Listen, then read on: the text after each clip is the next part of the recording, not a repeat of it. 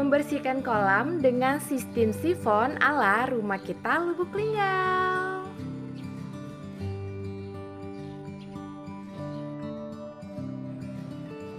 Assalamualaikum semuanya. Hai teman-teman, selamat datang di channel Rumah Kita Lubuk Linggau. Nih hari ini teman-teman, kita mau ngajakin kalian untuk ngeliat bagaimana cara kita menyifon kolam ikan yang ada di belakang rumah kita Lubuk Linggau ya teman-teman. Kalau kalian udah ngikutin video kita dari minggu yang lalu, kita udah memperlihatkan sama kalian bagaimana cara kita menebar bibit ikan gurame yang ada di belakang sini ya teman-teman ya. Sekalian kita lihatin sama kalian bagaimana pakan untuk ikan gurame yang baru aja kita beli kayak gitu kan. Nah di hari ini kita mau ngeliatin sama kalian bagaimana cara kita membersihkan lantai yang kotor dengan kotoran ikan teman-teman. Bisa kalian lihat tuh, di bagian lantainya ada lumayan banyak kotoran dari ikan. Bekas-bekas pakan ikannya juga ada di situ dan ada kotorannya juga teman-teman. Nah kotoran itu yang akan kita bersihkan teman-teman. Kita menggunakan sistem yang namanya sifon ya. Nih kayak gini nih teman-teman, cara kita melakukan sifon itu ya. Tuh bisa dilihat kita sudah menyiapkan selang ya teman-teman. Selang itu akan kita isi dengan air teman-teman, sampai selang itu terisi penuh ya teman-teman ya. Terus kita isi sampai dia terisi penuh. Kita menggunakan cara sifon kayak gini, cara yang mudah ya teman-teman ya. Jadi kalian enggak susah-susah lagi untuk menarik air yang ada di dalam kolam keluar teman-teman. Tuh udah penuh kayak gitu. Satu bagian kita taruh di bawah dan satu bagian lagi kita masukkan ke dalam. Nanti otomatis dia keluar sendiri airnya teman-teman. Tuh kayak gitu kira-kira ya. Nih cara kita melakukan sifon. Jadi kalian gak capek-capek lagi ya teman-teman yang namanya nyedotin selang untuk kita mengeluarkan air dalam kolam itu kan kotor ya teman-teman ya. Tuh kayak gitu tuh. Bisa dilihat tuh yang kotor, ada sisa-sisa kotoran ikan yang ada di dalam kolam. Disifonin semua teman-teman, maksudnya ditarik kotoran yang ada di dalam kolam, kita keluarkan melalui selang itu teman-teman ya. Tuh ini kurang lebih sudah ada 1 minggu di dalam kolam ini ikannya teman-teman.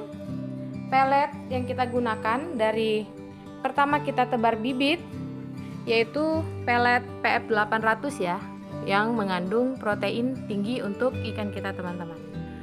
Nih kurang lebih kayak gini cara kita melakukan sifon ya teman-teman. Kenapa kita melakukan sifon? Ini bertujuan untuk ya satu, mengurangi yang namanya kotoran-kotoran yang ada di dasar kolam teman-teman. Kotoran ikan yang ada di dasar kolam dan sisa-sisa pelet yang ada di kolam ini, kalau enggak dibersihkan teman-teman, dia nanti mengganggu pH airnya ya teman-teman ya. Jadi biasanya di tempat kita melakukan kuras kolam secara habis airnya itu 1 bulan 1 kali ya teman-teman. Dan kita melakukan sifon itu antara 1 minggu sekali sampai 10 hari sekali ya kita melakukan sifon. Tuh kayak gitu tuh teman-teman tuh. Tuh airnya kan keluar sendiri ya. Ini ada juga tips untuk kalian teman-teman ya. Kalau misalnya kalian punya bak mandi di dalam rumah, dulu kita juga melakukan sifon kayak gini juga teman-teman, untuk membersihkan lantai dari bak mandi kita ya teman-teman. Ini juga bisa dilakukan ya. Caranya kayak yang tadi, air serang dimasukin air di dalamnya dan sebagian kita taruh, sebagiannya kita keluarin ke tempat yang lebih rendah ya teman-teman. Tuh bisa dilihat itu kan lebih rendah ya. Jadi dia ada tarikan tersendiri airnya dari dalam kolam menuju keluar. Nah dan kalian nggak perlu yang namanya capek-capek untuk nyedotin selang teman-teman. Apalagi kayak kolam ikan kayak gini kan ya, airnya lumayan kotor ya teman-teman ya. Kalau kalian sampai terminum itu air kan bisa sakit perut teman-teman. Nih kita sifonin semua kotoran-kotoran ikan yang ada di dalam, nanti kita kurangin, sama aja kita mengurangi sebagian air yang ada di dalam kolam ini, dan akan kita tambah lagi dengan air yang baru ya teman-teman ya. Tuh, alhamdulillah ya, bisa kalian lihat di sini ikannya segar-segar teman-teman. Tuh, lincah kan? Seperti yang kalian lihat, kita di atas airnya kita kasih tanaman kangkung teman-teman. Ini di tempat kita sebut ini kangkung air ya teman-teman ya. Tuh, bisa dilihat kayak gitu. Nih, ini udah sore keadaannya di sini, dan panasnya tinggal sedikit lagi ya masuk di dalam kolam kita. Kenapa kita taruh yang namanya tanaman air ada di atas kolam ini teman-teman? Untuk menjadi tempat perlindungan ikan itu sendiri ya teman-teman ya. Ikan gurame kan kalau ukuran kecil kayak gini kan belum bisa makan pakan alternatif ya. Dia masih pakannya pakan pelet kalau kita di sini ya teman-teman ya. Nanti kalau dia udah ukurannya udah lumayan besar dan dia bisa pakai pakan alternatif, kita bisa kasih yang namanya sayur-sayuran.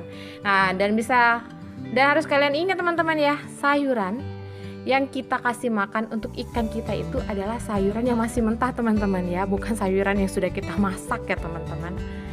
Nih, biasanya juga pakan alternatif untuk ikan gurame ini kan banyak jenisnya ya. Ada yang menggunakan kangkung, ada yang menggunakan tanaman air, ada yang menggunakan azolla, ada juga yang menggunakan sayur-sayuran yang lain yang bisa dikonsumsi, atau keladi kayak gitu kan, daun keladi bisa juga. Kalau untuk sekarang karena ukurannya masih kecil, ukurannya kurang lebih masih sebesar silat teman-teman, agak besar dikit aja dari situ, jadi kita masih menggunakan pelet ya teman-teman ya, karena untuk pakan hidup di sini kita nggak ada teman-teman, jadi kita menggunakan yang ada aja ya. Tuh, bisa kalian lihat kotoran yang ada di dalam kolam akan tersedot dan keluar melalui selang yang satunya teman-teman, tuh kayak gitu ya. Kolam kita enggak menggunakan filter ya teman-teman ya, bisa kalian lihat kan kayak gini. Ini kolamnya kurang lebih ukuran 1,2 dikali 1,5 meter ya teman-teman. Tuh, kita sih sebenarnya ada tempat lubang pembuangan air ya.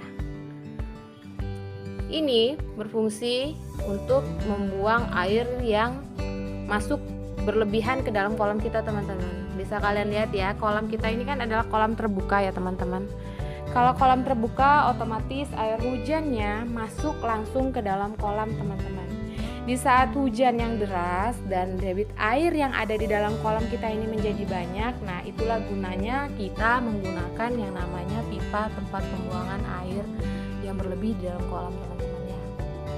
Tuh, nanti kita kurangin airnya sampai menurut kita yang ada kotoran di dalam kolam kita ini udah bersih ya teman-teman ya. Nanti kalau sudah menurut kita bersih, kotorannya udah kita keluarkan, akan kita tambahkan dengan air yang baru.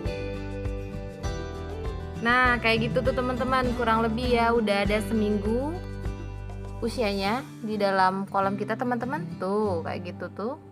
Sudah lumayan membesar ya teman-teman ya, kalau dibandingkan dengan ukuran yang kemarin kita tebar bibitnya teman-teman tuh. Nah, dari sini aja udah kalian lihat kan, ukurannya aja enggak sama ya teman-teman ya.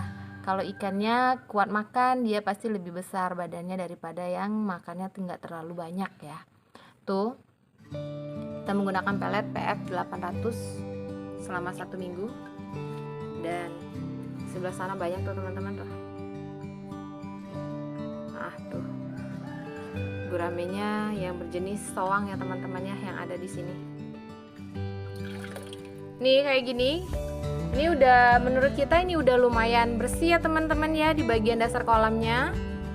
Nanti kalau sudah kayak gini akan kita tambahkan air yang baru, dan kita juga punya terapi ya teman-teman yang biasa kita lakukan untuk mengurangi stres dari ikan yang ada di dalam kolam kita ini teman-teman. Karena kita sudah mengganggu habitatnya teman-teman, jadi kita menggunakan terapi, memberikan garam dapur ya teman-teman, supaya ikannya enggak stres teman-teman. Nah ini teman-teman ya, kurang lebih air yang ada di dalam kolam kita udah kita sifon 3 sampai 4 jari ya teman-teman ya, udah kita kurangin airnya. Nanti akan kita tambahkan air yang baru. Semalam itu habis hujan yang lumayan deras ya teman-teman di tempat kita, jadi kita mau mengobatin juga ya, karena ikan gurame ini teman-teman, kalau misalkan hujan deras itu biasanya mungkin badannya ada yang terluka dan biasanya juga akan muncul jamur ya teman-teman. Itulah kenapa kita menyifon dan membuang sebagian airnya dan akan kita tambahkan dengan air yang baru ya. Tuh kita menggunakan garam dapur ya teman-teman ya, yang enggak mengandung yodium. Nah, garam dapur itu kurang lebih ada 400 gram ya teman-teman. Nanti semuanya akan kita masukkan ke dalam kolam teman-teman. Tuh, masukkan. Nah, ini cara kita memberikan terapi kepada ikan kita yang ada di sini ya teman-teman ya. Dan bisa diingat ya teman-teman, kita memelihara ikan gurame ini untuk skala rumahan ya teman-teman. Dan bisa kalian lihat juga kolam kita kan hanya berukuran 1,2 dikali 1,5 meter ya teman-teman. Dan kita dengan kolam yang kecil kayak gini nggak mungkin kita bisa tebar bibit yang banyak teman-teman. Dan kita kan cuman untuk skala rumahan, kalau menurut kita ukuran kolam kecil kayak gini hanya bisa ditebarkan bibit kurang lebih 100 ekor lebih lah ya teman-teman ya, ada di dalam sini kayak gitu kan. Bisa kalian lihat ya teman-teman ya, kita di sini menggunakan air sumur ya teman-teman. Dan sekali lagi teman-teman, informasi yang kita bagikan pada kalian semua itu menurut pengalaman yang kita alami di tempat kita, cara kita memelihara ikan. Dan apa yang kita share kepada kalian semua itu adalah pengalaman yang kita alami sendiri ya teman-teman ya. Tuh, biasanya kalau menggunakan air sumur itu aman ya teman-teman ya untuk ikan kita. Dulu, sebelum kita memelihara yang namanya ikan gurame teman-teman, kita memelihara ikan hias. Tuh bisa kalian lihat kan di belakang tempat kita ini banyak kolam-kolam kecil ya teman-teman. Itu semua isinya adalah ikan hias ya teman-teman. Dulu kita waktu memelihara yang namanya ikan hias, dari pengalaman kita sendiri ya teman-teman ya, kita menggunakan air pump yang langsung kita masukkan ke dalam akuarium atau kolam pembesaran atau tempat yang kita gunakan untuk pembesaran ikan kita teman-teman. Biasanya ikannya stres dan bisa mengakibatkan mati ya teman-teman. Ya bisa dijadi kita bilang karena di dalam air pump itu sendiri kan ada kaporitnya ya teman-teman ya. Jadi dari pengalaman kita sendiri, sekarang kita kalau misalnya menguras air kolam atau menyifon air kolam dan kita akan menambahkan dengan air yang baru, kita selalu menggunakan air sumur ya teman-teman ya. Ini hanya saran dari kita, dari rumah kita Lubuk Linggau. Apabila kalian memelihara ikan di rumah kalian dan menggunakan yang namanya air pump teman-teman, saran dari kita, ini boleh kalian lakukan, boleh juga enggak ya teman-teman ya. Kalau saran dari kita, lebih baik air pump yang ada di tempat kalian yang mau kalian gunakan untuk kolam ikan, apapun jenis ikannya, lebih baik airnya itu diendapkan dulu selama 1 malam ya teman-teman. Saya sharing apa yang kita bagikan sama kalian semua itu karena dari pengalaman juga teman-teman. Saudara saya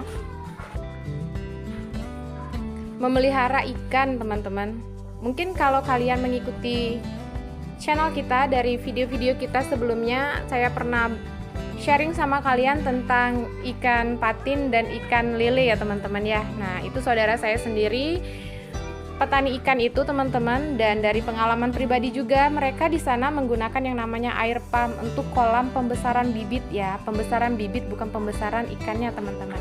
Nah mereka menggunakan kolam pembesaran bibit itu menggunakan air pump, dan air pump biasanya kita endapkan dulu teman-teman, karena pernah kejadian mereka langsung menggunakan air pump langsung dan memasukkan yang namanya bibit ikan di dalam sana, bibit ikan semuanya mati teman-teman ya. Tapi kalau bagi kalian yang menggunakan air pump untuk segala jenis ikan yang ada di rumah kalian dan enggak bermasalah ya bersyukur ya, kayak gitu berarti enggak ada masalah dengan ikan yang kalian pelihara di rumah. Kayak gitu kurang lebih ya teman-teman pemberitahuan yang kita bisa bagi sama kalian semua. Nih kalau kita sih menggunakan air sumur ya teman-teman ya, sekarang nih kayak gini. Nanti akan kita isi sampai penuh ya teman-teman, sampai batas ini aja ya airnya. Tuh air sumur ya. itu sumur kita dan langsung kita taruh di sini ya, memakai mesin untuk disedot, langsung dimasukkan di dalam kolam kita ya teman-teman. Kurang lebih kayak gitu sih cara kita share ke kalian ya. Nah, bisa kalian lihat ya teman-teman, alhamdulillah air sumur di tempat kita jernih ya teman-teman ya. Dan air sumur ini udah kita coba juga untuk ikan hias kita, nggak bermasalah teman-teman. Dan kita gunakan juga untuk ikan gurame yang ada di tempat kita ya teman-teman ya. Ini sharing atau kita kan hanya berbagi informasi ya teman-teman. Semoga bermanfaat ya untuk kalian semua. Dan akan kita biarin kayak gini aja sampai kolam ini terisi penuh, sampai gini nih teman-teman. Batasnya di pipa ini aja ya teman-teman ya. Oke, kayaknya segitu aja ya teman-teman ya, informasi yang bisa kita bagikan pada kalian semua. Semoga bermanfaat teman-teman. Dan apabila ada perkataan saya yang salah, saya mohon maaf ya. Oke, sekian aja dulu ya teman-teman. Bagi kalian yang sudah nontonin channel kita dari awal sampai akhir, saya ucapin banyak-banyak terima kasih teman-teman. Dan bagi kalian yang baru nemuin channel kita, jangan lupa di like, komen, dan subscribe-nya ya. Oke, wassalamualaikum warahmatullahi wabarakatuh. Bye.